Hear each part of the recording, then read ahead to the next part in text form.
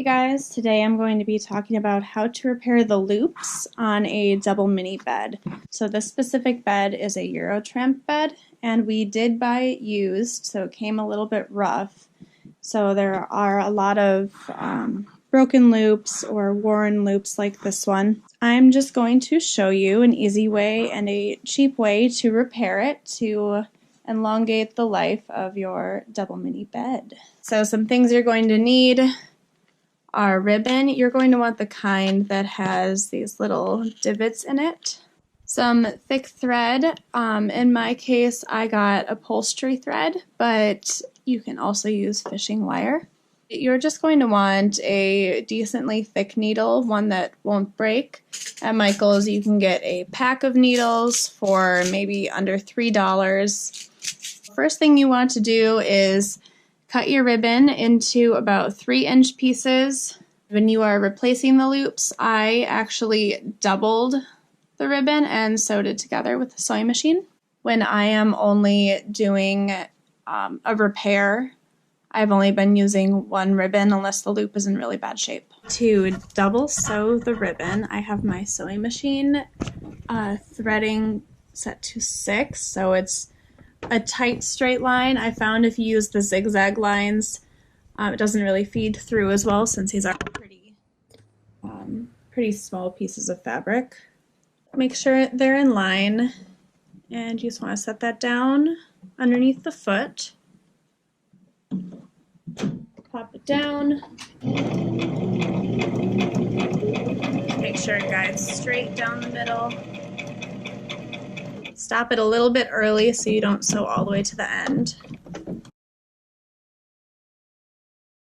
Well, I am going to repair this loop. It is not fully torn, but it has some significant wear. First thing I'm going to do is get that 3-inch ribbon and just kind of line it up with the loop. You don't want it too loose, but you don't want it too tight or it'll pull too much when you attach the bed onto the frame.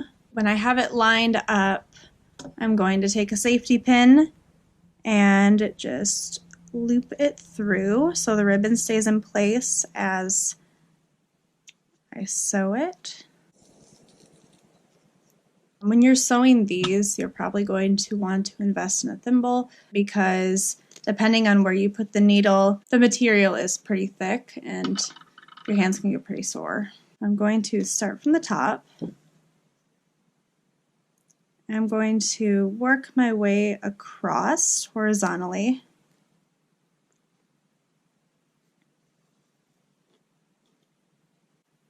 So I'm going to work down and back, and then down a row, down and back. If you're wondering how many stitches you need in the loop, basically you want more stitches than less because in the end, this is what is keeping your bed from breaking. When you get to the bottom, I just throw a quick knot in the thread. Now, when you're doing loop repairs, you still have that original loop underneath. So just to make it easier when I put the bar through the loops, because with these beds you need to insert the bar and it goes through 3 or 4 loops. And just to make it a little bit easier, I like to throw a stitch right in the middle at the top, just so it's easier to separate the ribbon and the loop. Right, and that is a loop repair. Now I will show you how I do a loop replacement. Here there are 2 loops that are in pretty bad shape. This one is not totally broken, but it might as well be.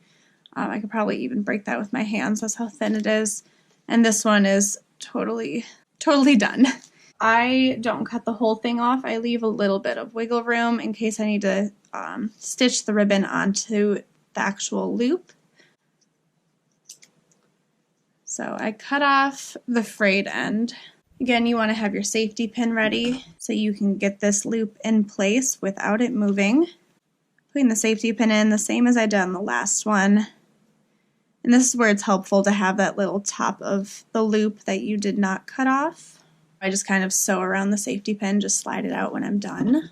And remember, when you are replacing a loop, you want to use the double ribbon because this ribbon is taking a lot more force when the gymnasts hit onto the bed than a loop with a ribbon doubled on top of it.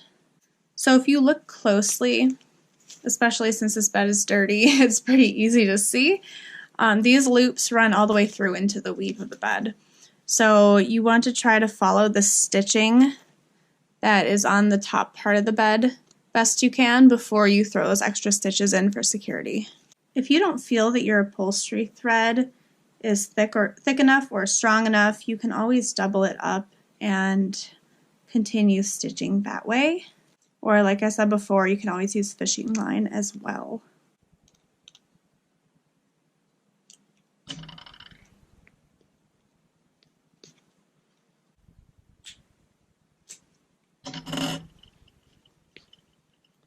All right, and there is the repaired loop. And there is the replaced loop. All right, thank you for watching. I hope this was helpful.